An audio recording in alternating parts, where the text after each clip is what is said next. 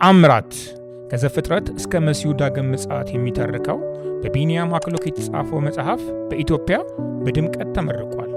ይህንንም መጽሐፍ በቤዛ ኢንተርናሽናል ቸርች፣ በነጻነት ቤተክርስቲያን፣ በተቀባይ እግዚአብሔር ቃል ቤተክርስቲያን እንዲሁም ቲኬ ህንፃ ቦሌ በሚገኘው የክርስቲያኖች መጽሐፍት መደብር ሊያገኙት ይችላሉ። ለበለጠ መረጃ በ0911 87 82 63 ወይም በ0910 19 6000 ይደውሉ። ተአምራት በቅርቡ በአሜሪካ ለአንባቢዎች ይቀርባል። ሰላም ጤና ይስጥልኝ ውድ ሰሊሆን ቤተሰቦች እንደምን አላችሁ? ዛሬም እንግዲህ በሳምንታችን አንድ እንግዳ ስቱዲዮ ይዘን ቀርበናል። አብራችሁን ቆዩ። የእንግዳችን በቀደም ጊዜ በመጽሐፍም ሆነ በሹመት ምረቃው ላይ የተገኘን የዘገብን እንዲሁም ደግሞ ስለ መጽሐፉ ስቱዲዮ ድረስ ጋብዘናቸው ስለ መጽሐፉ ማብራሪያ የሰጡን በጣም የምንወደው የምናከብረው ዶክተር ታምሬ ገብረ ጊዮርጊስ ነው። በድጋሚ እንኳን ደህና መጡ ዶክተር። ጊዜዎትን ሰጥተውን በድጋሚ ደግሞ በአዲስ ነገር እንገናኛለን በተባባልነው መሰረት በአጭር ጊዜ ደግሞ በአዲስ ነገር ስለመጡ በጣም ደስ ብሎናል። ጊዜዎትን ስለሰጡን እግዚአብሔር ያክብሮት። እኔም አመሰግናለሁ። እንደው በቅድሚያ ስለ ባለፈው መጽሐፎት ስለተፈቅዷልና በሚል መጽሐፍ ተገናኝተን ብዙ ስለ መጽሐፍም ስለ ህይወት ታሪኮትም ተጫውተን ነበረ። ዛሬ ምን ርዕስ ይዘውልን መጡ? የዛሬው መጽሐፍ ያው ባለፈውም በጣም ሴንሲቲቭ ኢሹ ነበረ። አሁንም ሃይማኖቶችና የአዲሱ ዘመን ንቅናቄ ወይንም ሪሊጂንስ ኤንድ ኒው ኤጅ ሙቭመንት በሚል ርዕስ ነው። እንግዲህ ወደ ውስጥ ስንገባ እናወራበታለን። እውነት ነው። ይህ መጽሐፍ ስንተኛውት ነው? እንግዲህ በኦፊሻል ከወጡ መጽሐፎች ከሌሎች ጽሁፎች ከምኖች ከአርቲክሎች ከምኑ ውጪ ሁለተኛዬ ነው። እንግዲህ እግዚአብሔር ቢፈቅድ ግን ብዙ የተዘጋጁ መጽሐፎች ወደ 11 መጽሐፎች አሉ። በተከታታይ እንግዲህ በህይወት እያሉ ይወጣሉ ያስባሉ። እግዚአብሔር ያደርገዋል። ምክንያቱም በአጭር ጊዜ ነው ወደዚህ መጽሐፍ ገና የሚመረቅበትም ቀን አልደረሰም። ኦልሞስት ግን እየቀረበ ነውና ቶሎ አልቀው ሁሉም ለአንባቢያን ይደርሳሉ የሚል ግምት አለኝ። እንግዲህ አሁን እንደተናገሩት ስለ ኒው ኤጅ ሙቭመንት ነው የጻፉትና ባለፈው የጻፉት መጽሐፎት ላይ ተፈቅዷልና በሚል ርዕስ ሲጽፉ የጻፉበት መነሻ ሀሳብ ነበሩት። ስለ መጠጥ ነበር የተነሳውና ፓስተሮች ነገሮችን አቀለውት ስለ መጠጣት ሲያወሩ ባዩበት አጋጣሚ ነው መጽሐፍ እንዳለበት የተሰማውትና ይሄንንስ መጽሐፍ ለመጻፍ ምንድን ነበር ያነሳሱት? ብዙ ጊዜ በተለያየ ሚዲያም በተለያዩ ሰዎችም የሚነገር አንድ ነገር አለ። ይሄ ጄኔሬሽን ጋፕ እየተባለ ጋፑን የፈጠረው ማን ነው? እኔ ነኝ። እና ይሄን ትውልድ ደግሞ ማስተማር ያለበት ማን ነው? በፊት የነበረ አባት ነው። ስለዚህ አሁን ሳየው በተለይ በየጊዜው የሚነሱ ነገሮችን ከጊዜው ጋራ ራሳችንን ዳይናሚዝም ውስጥ አስገብተን ለዚህ ጉዳይ ላይ ወጣቱንም ቤተክርስቲያን ያሉትንም ሰዎች ከክፉ ነገር የማዳን ጉዳይ ስለሆነ የዚህ የኒው ኤጅ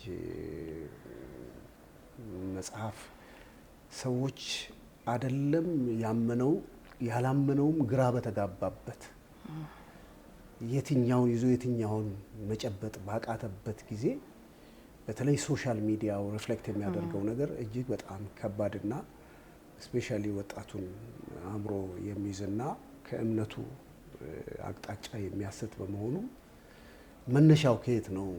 ለምንድን ነው ይሄንን ነገር በሚያስተምር መልኩ ለምን አይወጣም የሚልና ከስህተት ሰዎችን ከዚህ አስቸጋሪው ፍልስፍና የሚመስል ሃይማኖት የሚመስል ጭንብል የለበሰ በመሆኑ መነሻ ይሄ ነው።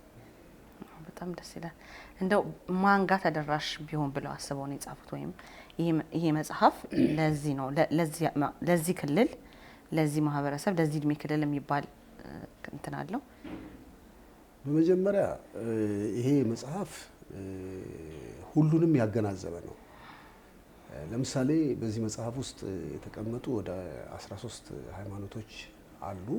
ከክርስትናው ጋር ምን ግንኙነት ምን ደግሞ የማይመሳሰሉበትን መንገድ የሚያነሳ ይሄ ጉዳይ በተለይ ስፔሻሊ ለክርስቲያኖች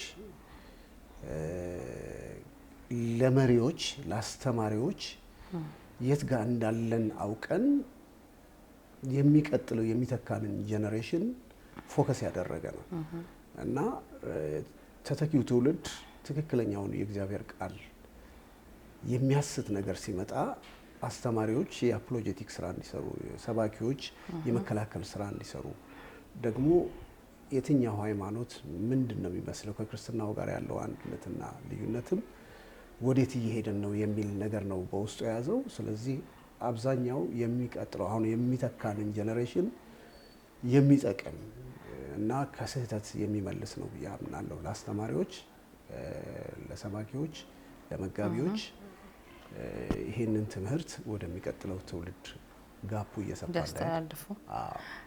ይሄ ነው የኔ አላማ። እንደው የዚህ መጽሐፍ ዋና አላማ ይሄ ሰው ይሄንን ቢገነዘብልኝ የሚሉት እንግዲህ የዚህ መጽሐፍ ሙሉ ኮንቴንቱ አንዳንድ ሰዎች ስም መጥቀስ ባያስፈልግም አንድ ሰው ብቻ ነው እስከዛሬ ጽፎ አንድ መጽሐፍ ያየሁት። እዛ መጽሐፍ ላይ ሪሶርሱ ትክክል ባልሆነ መንገድ ነው ተጽፎ ስፔሻሊ እንደውም ክርስቲያኖችን አታክ የሚያደርግ ነገር ነው ያየሁት። ስለዚህ ይሄ ምንጩ የት ነው? የአዲሱ ዘመን ንቅናቄ ምንጩ የት ነው? ከየት ነው የጀመረው የሚለውንና በተለይም የትኛው ሃይማኖት ነው ለዚህ መነሻው እነማን ናቸው የሚለውን ከክርስቶስ ልደት በፊት እስከ አብርሃም ዘመን ድረስ ይሄዳል የታሪኩ ጉዳይ እና አሁን ሪዴቨሎፕድ ነው የሆነው። እንደገና ልክ እንደ ትንሣኤ አድርገው መልኩን ቀይሮ ፍልስፍናዊና ሃይማኖታዊ በማስመሰል በኋላ ዲቴይሉን እገባበታለሁ። ግን ያንን በማስመሰል ያመጡት ነገር ስለሆነ መሰረታዊ ሀሳቡ የእግዚአብሔርን መለኮትነት የሚዳፈር የሰውን አእምሮ ልቡን መንፈሱን የሚይዝ ብዙ ጊዜ ሰው በእግዚአብሔር ቃል አእምሮ ሲያዝ መጽሐፍ ቅዱስ ሮሜ 12 ቁጥር 1 ላይ እንደሚለው በአእምሮአችሁ መለወጥ ታደሱ ይህን ዓለም አትምሰሉ ስለሚል አእምሮአችን በሌላ ነገር ከተያዘ ይህንን ሕያው የሆነውን የእግዚአብሔርን ቃል የመድፈር ነገር ይመጣል። ሁለተኛው ደግሞ ልባችን ወደ ሌላ ቦታ እንዲሄድ ማለት ልባችን ከቤተ ክርስቲያን ጋር ከቅዱሳን ጋር የሚተሳሰር እንዳይሆንና ልባችን እንዲሸፍን፣ ሶስተኛው ደግሞ መንፈሳችንን ከእግዚአብሔር መንፈስ የሚያወጣ በመሆኑ እነዚህን ቁልፍ ነገሮች ኢንተግሬትድ ሆነው እዚህ ጋር ልክ አይደለም፣ ይህንን አስተውለን ማን እንደሆነ አውቀን ልንሄድ ይገባል የሚለውን ሀሳብ የያዘ ነው። እንደው ስለ ኒው ኤጅ ሙቭመንት ገለጻ ቢያደርጉልን ይሄ ምን እንደሆነ። እንግዲህ ኒው ኤጅ ሙቭመንት የሚለው እንዲህ በአጭር ደቂቃ መግለጽ ባይቻልም መጽሐፍ ውስጥ መነሻዎቹ በተለይ ስፔሻሊ ቡዲዝም እና ሂንዱይዝም ናቸው። ሌሎችም ሽንቶይዝምም ሌሎችም አሉ፣ እዛ ውስጥ ያሉ ነገሮች አሉ። እነዛ መጽሐፎች ከነዛ እምነቶች ከኋላ የመጣና በተለይ አንዳንድ እምነቶች ክርስቶስን እንኳን የሚዳፈሩ ናቸው። እንደውም ክርስቶስን አልሞተም፣ በመስቀል ላይ የሞተ ሰው ሌላ ሰው ነው፣ ከዛም አልፎ ተርፎ እንደውም መቃብሩኛ ጋር አለ ብለው የሚሉ እምነቶች አሉ። የሞተውን በ106 ዓመቱ ነው ብለውም የሚሉ አሉ። እና ከዛ ውስጥ ወጥቶ ይሄንን ስለኛ የሞተውን ጌታን በትንሣኤ የተናርጎ በአብ ቀኝ ያለውን ጌታን ልክ ዲኮምፖዝድ እንደሆነ አድርጎ የሚገምትና የኒው ኤጅ ሙቭመንት ከካርማ ጋር የተያዘ ራስ ጥሩ ስራ በመስራት ራስን ዝቅ በማድረግ የተለያዩ ነገሮችን ራስን በመጣል ከዛ በኋላ እኛ ወደ መጨረሻ ላይ ዩኒቨርሳሊዝም የሚባል ነገር አለ። ወደዛ ውስጥ ውህደት ገብቶ እኔም አምላክ ነኝ የሚልና ልክ እንትን አለው። በጣም ኮንትራዲክት የሚያደርግ ነገር አለው። ዲዝ በቃ የመጨረሻ ቫኒሽ ይሆናል የሰው ልጅ የሚልም ሀሳብ አለው። ከዛ ውጭ የሚያራምደው ነገር ቢኖር ራሳችንን በራሳችንን ፈትሸን ማግኘት አለብን። ዮጋን ይወስዳል፣ ኤንላይትመንትን ይወስዳል። ከዛ በኋላ ራሳችንን በራሳችን የራሳችንን ነገር መወሰን እንችላለን ወደሚለውና ራስን ወደ ፈጣሪነት ለራሴ በቂ ነኝ እኔ ራሴ እግዚአብሔር ነኝ የሚል ነው። ከዛ ውጪ ግን በተለይ ክፉ ነገር የዚህ የኒው ኤጅ ሙቭመንት እንቅስቃሴ በሙሉ ሃይማኖቶችን ማለት ፓጋኒዝምን ጨምሮ እምነት የሌላቸውን ጨምሮ በአንድ ላይ እንሁን እና በፊት የተነሳው የዚህ ጉዳይ በሌላ አቅጣጫ ተነስቷል። ምንድነው ፕሉራሊዝም በተለይ በፖስት ሞደርኒዝም ደረጃ ነው የጀመረው። ያ ሶስት ነገሮች አሉት። ፕሉራሊዝም አለው፣ ሪላቲቪዝም አለው፣ ከዛ ደግሞ ኢጎይዝም አለው። እነዚህን ነገሮች እያደጉ ሲመጡ ወደ ሲንክሪቲዝም አሁን መጀመሪያ እውነት ያለችው ስሞል ትሩዝ ስሞል ቲ የሆነችው ትሩዝ ነው ያለው። ስለዚህ እያንዳንዱ ሃይማኖት ስሞል ትሩዝን ይዞ ትንሿን እውነት ይዞ ኮንትሪቢዩት እናድርግና ካፒታል ትሩዝ እንፍጠር፣ ፖስት ትሩዝ እናምጣ። ስለዚህ አንድ እንሁን። ጀነራሊ ምንድነው ሀሳቡ? ለዓለም ሰላም አመጣለሁ የሚል ከቨር አለው እና አሁን ወደ ምን ደረጃ ነው? ወደ ሲንክሪቲዝም ሲንክሮናይዝ እናድርግ። የትኛውም ሃይማኖት የሚያደርሰው ወደ እግዚአብሔር ነው የሚል ሽፋን አለው። በሌላ አቅጣጫ ደግሞ በስራችን ሄደን ከዛ በኋላ ምን አለ አንድ የሚያስገርም ነገር እንደገና ሪበርዝ እንደገና ሪኢንካርኔሽን ይኖራል። አንድ ሰው ከሞተ በኋላ እንደገና ይወለዳል የሚል አለ። እንደውም ይሄንን እስከምን ድረስ ያደርሱታል? ሰውየው ትክክለኛ ስራ ካልሰራ እስከ 1000 ጊዜ የመወለድ ድጋሚ እየተፈጠረ ወደ ምድር ይመጣል። ይሄንን ብዙ ጊዜ እንትን አድርጓል፣ ኢንዶርስ አድርገውታል። በተለይ አሜሪካ ውስጥ ያሉ ወጣቶች ብዙዎቹ እንደገና እንወለዳለን የሚል ነገር አለ አንዳንድ ጽሁፎችን ሳይ። ከዛ ውጪ ግን ይሄ ሪኢንካርኔሽኑ በጣም ጥሩ ከሆነ በ600 ሊያቆም ይችላል የሚል ነው። እዚህ ላይ ጥሩ ከሰራ ያው ከሂንዱይዝም ነው አብዛኛው ነገር የመጣው። ጥሩ ከሰራ ከጥሩ ቤተሰብ ልትወለድ ይችላል፣ ከጥሩ ሰው ልትወለድ ይችላል፣ ሰው ሆነ ልትመጣ ትችላል።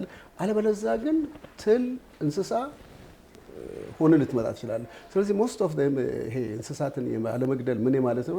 አያቴ ሊሆን ይችላል፣ አጎቴ ሊሆን ይችላል የሚለውን በጣም ኋላ ቀር የሆነውን ነገር እንደ ትልቅ ፊሎሶፊ አድርጎ አምጥቶ መልካም ነገር እንስራ ከጥሩ ነገር እንድንመጣ የሚል ከዛ በኋላ ወደ መጨረሻው ሲደረስ ዩኒቨርሳል ውስጥ ያ ሰው የመጨረሻውን ጥሩ ነገር ሲሰራ እዛ ውስጥ ይቀላቀልና ራሱ እግዚአብሔር ይሆናል ወደሚለው የሚወስደን ነው።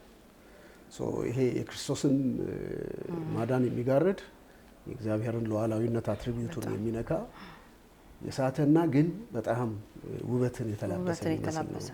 ውስጡን ደብቀውት ያው በላዩን በማሳመር ማለት ነው። እንግዲህ በዚህ ዘመን ስለ ኒው ኤጅ ሙቭመንት ላይ ብዙ ትምህርቶች አሉ እና ወጣቱም ትልቁም ሁሉም ጆሮን ይሰጣል። እንደው ለምንድን ነው የምንሳበው በተለየ መልኩ? እንግዲህ ቅድም መግቢያ ላይ እንዳልኩት አንዱ ፍልስፍና ይመስላል፣ የህይወት ዘይቤ ፍልስፍና ይመስላል። በሌላ አቅጣጫ ደግሞ ከመለኮታዊ መንፈሳዊ ሃይማኖት ይመስላል። ስለዚህ ምንድነው አንዱ እዚህ ውስጥ ያለው ነገር ነፃነት አለው። ምክንያቱም እኔ ለምሳሌ ፕሉራሊዝሙን እንተውና ወደ ሪላቲቪዝም ውስጥ ስንገባ ለኔ ከተመቸኝ ወደሚለው ይሄዳል። ለምሳሌ ሁላችንም አንድ እንስልስ ከፈለኩኝ ዛሬ አንዱ ሃይማኖት ጋር መሄድ እችላለሁ፣ የሚቀጥለው ደግሞ ሌላ ጊዜ በዛ መሄድ እችላለሁ። ልክ እዚሁ መጽሐፍ ውስጥ አለ የተጠቀሰ የሂንዱይዝም ሃይማኖት ከ33 ሚሊዮን በላይ ሃይማኖት አለ ውስጣቸው። እዛ ውስጥ ያ ቢኖርም የራሳቸው ደግሞ ዋና ሃይማኖት አለ። እነሱ ግን ወደ ፈለጉበት ይሄዳሉ። ሲፈልጉ ዛሬ ባንዱ ሲፈልጉ አንዱ። ስለዚህ ሰው ባይ ኔቸር አሁን የቅርብ ጊዜ ጥናት የሚያሳየው አእምሮ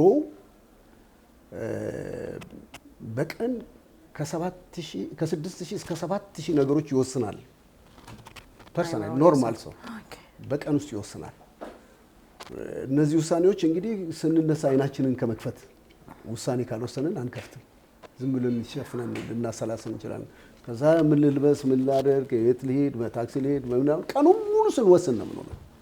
ግን በአጠቃላይ የዚህ የኒው ኤጅ ሙቭመንት ሀሳብ ሌታ ሲንክሮናይዝ ነው። በቃ አንድ ሆነን እንደባለቅ ነው።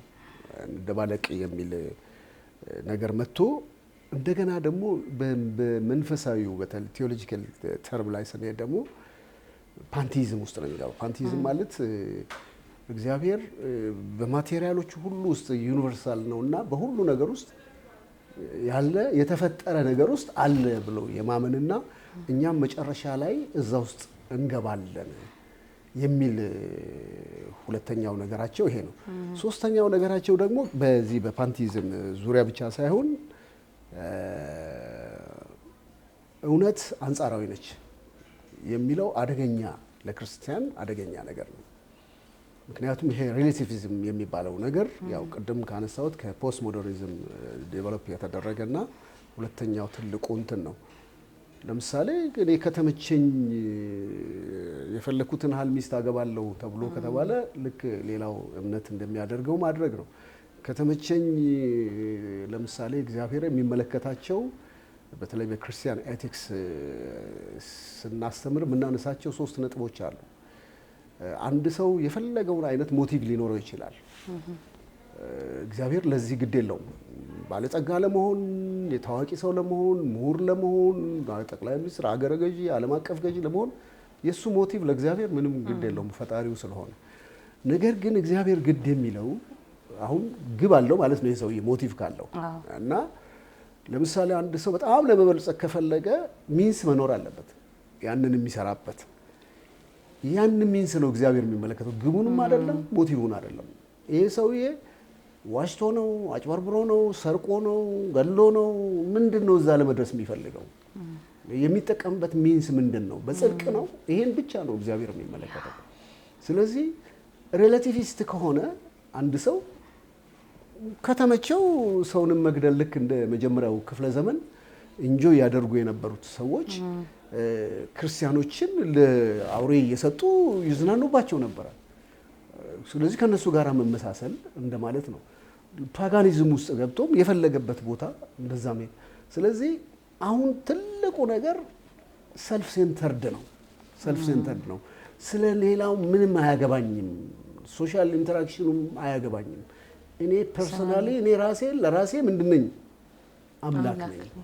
ስለዚህ ኢቭን በፈውስ ደረጃ እንኳን ያለውን ሳይንቲፊክ አካሄድ እንኳን ዲና የሚያደርግ ነው። ምክንያቱም እኛ ራሳችንን ነው በሽተኛ የምናደርገውና ስለዚህ ራሳችንን በራሳችን የመፈወስ አቅም አለን ወደሚለው የሚሄድና በተለይ እውነተኛውን መንገድ በተለይ ሶስተኛው ነጥብ እግዚአብሔርን መዳፈር በሆነ ቁስ መገመት እንደገና ደግሞ እውነትን እናዋጣ ብሎ ወደ ፕሉራሊዝም መግባትና በተለይ ክርስቶስን ቅድም እንዳነሳሁት ብዙ ነገር ነው የሚነሳው እዛ መጽሐፍ ውስጥ በተለያየ እምነቶች የተነሳለ። በመጨረሻው ላይ ግን ክርስቲያን የሚያምነው አንድ ነገር ነው። ዮሐንስ ወንጌል ምዕራፍ 14 ቁጥር 6 ላይ የተጻፈውን ቃል ነው። እውነትም መንገድም ሕይወትም እኔ ነኝ፣ በእኔ በቀር ወደ አብ የሚመጣ የለም። ይህንን ለማስረዳት ስህተቱን ማወቅ ያስፈልጋል። ሰው የሳተበትን መንገድ በምን መንገድ በየትኛው አቅጣጫ ነው ይሄ እንዲህ ነው ብሎ ለማለት ይህንን የኒው ኤጅ ሙቭመንት አሁን ከፕሪሞደርኒዝም ጀምረን ሞደርኒዝም አለ፣ ከሞደርኒዝም ቀጥሎ ፖስት ሞደርኒዝም አለ። አሁን ይሄ አለፈና ከፖስት ሞደርኒዝም አለፈ ኒው ኤጅ ሙቭመንት የሚል አዲስ የፍልስፍና ወይም ሃይማኖት የማይመስል ነገር ስለተፈጠረ ሰዎች ይህንን ጥንቃቄ እንዲያደርጉ ነው። መንገዳችን እንደ ሀዲድ ነው። እኛ የክርስትና አንድ መንገድ ዋን ወይ ነው ያለን። ለዚህ ነው አሁን አእምሯችን ብዙ ጊዜ ቅድም ያነሳሁት እስከ 6000 ዝቅተኛውን እስከ 7000 ድረስ ውሳኔ እንወስናለን። ስንወስን ግን ከ70,000 ያላነሰ ነገር የትናንትናውና የዛሬውን ነገር አእምሯችን ውስጥ ይሄ በተለይ ሰብኮንሸሳችን ውስጥ የሚመላለስ ነገር አለ፣ ወደ አክሽን ለመውጣት የሚታገል። እነዚህን ነገሮች ለመወሰን ይኸው የእግዚአብሔር ቃል የሚለው ነገር አለ። በሰው ውስጥ ብዙ ሀሳብ አለ፣ የእግዚአብሔር ሀሳብ ግን ትጸናለች። እንዴት ነው የምትጸናው? ሮሜ 10 ቁጥር 17 ላይ እንደሚለው እምነት ከመስማት ነው፣ መስማትም በእግዚአብሔር ቃል ነው። ምን ማለት ነው? እቺ በተለይ የምትለዋ ነገር በጣም ትልቅ ኤንፋሲስ የሚሰጣት ነች። በእግዚአብሔር ቃል ለመስማት ሰው በእግዚአብሔር ቃል እውቀት መሞላት አለበት። አለበለዚያ የተገኘው እውቀት ሁሉ ገብቶ ምን ያደርጋል? የፈለገውን ቦታ ይይዝና ሰውየውን ስቶ ወደ ሌላ አቅጣጫ ሊያስት ይችላል። ስለዚህ እነዚህ ቅድም ያነሳኋቸው ኮንትሮል ሊደረጉ የሚገቡ ነገሮችን አታችመንት ከቤተ ክርስቲያን ጋራ፣ አታችመንት ከእግዚአብሔር ጋራ፣ አታችመንት ከእግዚአብሔር ቃል ጋራ እንደዚህ ካልሆኑ በስተቀር የኒው ኤጅ እንቅስቃሴ በጣም አደገኛ በመሆኑ የብዙዎች ወጣቶችን ስፔሻሊ አእምሮ እየያዘ እንዳለ ነው። እንደውም በተለይ በአሜሪካ ነገር በተለይ ይሄ ሪኢንካርኔሽን የሚባለው ነገር አንዳንድ ጥናቶች የሚያሳዩት 60% ወጣቱ በዚህ ተይዟል የሚል ጥናት አይቻለሁ። እና ይሄ ጥንቃቄ ወደ ሀገራችን በአንዳንድ ነገሮች ውስጥ የገቡ ነገሮች አሉ፣ በኋላ አነሳዋለሁ። ይሄን ይመስላል የኒው ኤጅ ሙቭመንት በጥቂቱ። እንደው ክርስቲያኖች ሊያውቋቸው የሚገቡ የኒው ኤጅ ሙቭመንት ትምህርቶች አሉ? ምንድን ናቸው? ቢያውቁት ቢገነዘቡት የሚባል እንግዲህ ክርስቲያኖች በተለይ ይሄ ቅድም ያነሳኋቸው ሲንክሪቲዝም ብለን የምንለው ነገር የመጀመሪያ የጀመረው ስፔሻሊ አሁን ወደ አውሮፓ ስንሄድ አንድ ታዋቂ የሆኑ እግዚአብሔር ሰው አሁን ወደ ጌታ ሄዷል፣ ዴቪድ ፓውሰን የሚባሉ ፕሮፌሰር ሳይንቲስት ናቸው። ሰውየው በብዙ ዓለም ዙሪያ ያገለገሉ ናቸው። እንደውም እንደ አንሎኪንግ ባይብል የሚለውን የጻፉ የኮንቴክስት ሰው ናቸው። እኚህ ሰው ሲያነሱ ምንድነው ያሉት? ከጥቂት ዓመት በፊት ነው የሞቱት። በእንግሊዝ ሀገር ለንደን ውስጥ የዛሬ 50 ዓመት አንድ መስጊድ ብቻ ነበረ። በየሳምንቱ የሜቶዲስት ቸርች 2 ይከፈት ነበር አሉ። አሁን ደግሞ ሪቨርስ የተገላቢጦሽ ሆኖ 2 ቸርች እየተዘጋ አንድ መስጊድ እየተከፈተ ነው በየሳምንቱ አሉ። ወዴት እየሄደን ነው የሚለው ጥያቄ ይሄ በጣም በተለይ ቅዱሳን ሊያስቡበት፣ በተለይ የእግዚአብሔርን ቤት ኦርዴንድ ሆነን መለኮታዊ ጥሪ ያለን የሚሉ ሰዎች በጣም ሊያስቡበት የሚገባ ነገር ነው። ምክንያቱም ያኛው እያለፈ አሁን በእንደዚህ አይነት ነገር ከመጣን በኋላ መንግስት የሚያደርገው ጠፍቶት በዛ ሀገር የተናገሩት ነገር ሴፓሬቲዝም የሚባል ነገር አቋቁመው ነበር። ጀስት አሁንም በየዓለማቱ የሚሞከር ነገር እስላሞች፣ ክርስቲያኖች፣ ቡዲስቶች፣ ሜኖች የተለያዩ ሃይማኖቶች ለየብቻ ሁኑ የሚል ነገር በተለይ ለክርስትናውና ለእስልምናው የማይመች ነው። ምክንያቱም ክርስትናው ሂዱ ነው የሚለው፣ ስበኩ ነው። ያኛውም በሌላ በኩል የራሱ መንገድ ይሄዳል። ግን ይሄንን ነገር ወደ ከሴፓሬቲዝም ሳይቻል ሲቀር ነው ወደ ፕሉራሊዝም የተመጣው። አንድ እንሁን፣ እኛም ምን እንለያያለን። መቼም የእግዚአብሔር ቃል እንደሚለው ጨለማ ከብርሃን ጋር ምን ግንኙነት አለው ስለሚል በእርግጥ እንደሌላው እምነት አይደለም ክርስትና። ያው ያን ማንሳቶ ባያስፈልግም የፍቅር ነው ክርስትና። ፍቅር ደግሞ በህይወት የሚኖርበት ነው። በህይወት ለመኖር ደግሞ መመሪያ መኖር አለበት። ቅድም ያልኩትን አእምሯችንን ገቨርን የሚያደርግ፣ ልባችንን ገቨርን የሚያደርግ፣ መንፈሳችንን ገቨርን የሚያደርግ ነገር መኖር አለበት። ያንን ሪፍሌክት ማድረግ አለብን። ምክንያቱም ትልቅ መሰረታዊ አንድ ነገር የተጻፈ ነገር አለ፣ ሂዱ የምትል። ይሄ ሂዱ የምትለው እንግሊዝኛውም አማርኛውም 2 ፊደል ነው ያለው። ጎ ነው ያኛውም፣ ይሄኛው ሂዱ ነው የሚለው። ስለዚህ ያንን ለማድረግ ግን we should have to be equipped፣ መታጠቅ አለብን። እነማን ጋር ነው የምንሄደው?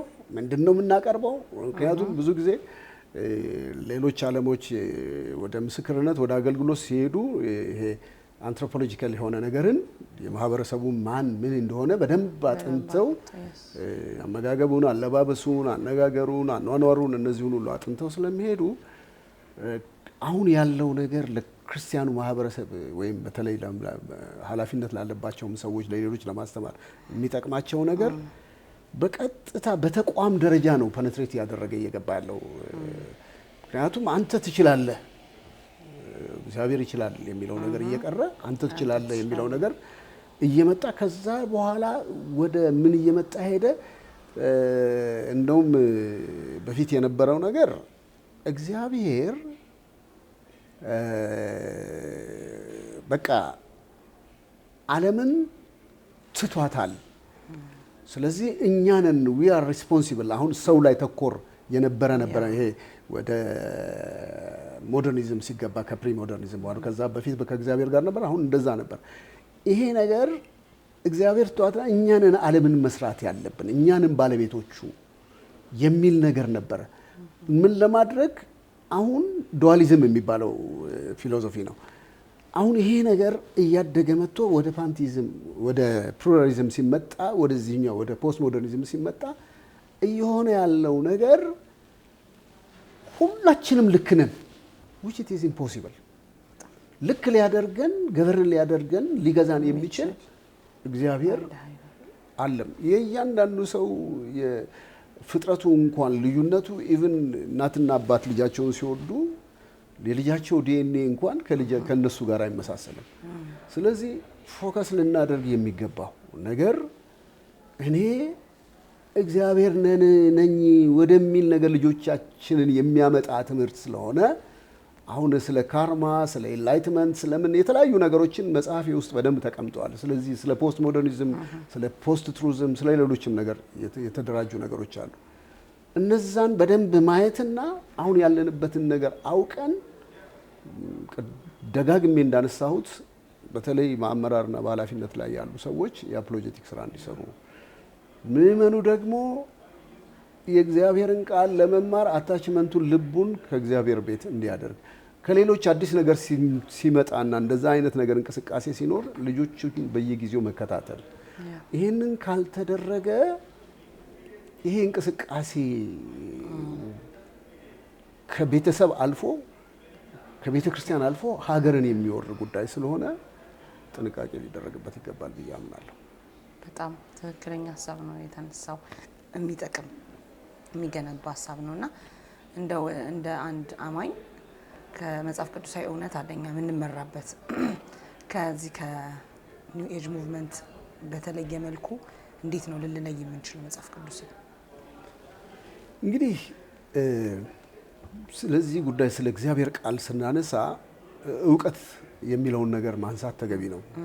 እውቀት ብለን ስንል ያው በእንትኑ በዲሲፕሊኑ ትምህርቱ ኤፒስቴሞሎጂ የሚባል ዲሲፕሊን አለ በትምህርት በዩኒቨርሲቲ ደረጃ በኮሌጅ ደረጃ የሚሰጥ። በመንፈሳዊ ዓለም ቴዎሎጂካል ኢንተርፕሬቴሽን ላይ ስንሄድ በሁለት ነው የምንከፍለው። ቨርቲካል ኖሌጅ የምንለው አለ፣ ሆሪዞንታል ኖሌጅ የምንለው አለ።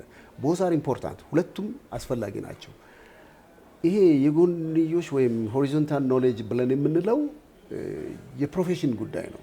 አንዱ ኢንጂነር ሊሆን ይችላል፣ አንዱ ዶክተር ሊሆን ይችላል፣ አንዱ የተለያየ ነገር ስም ሊሰጠን ይችላል።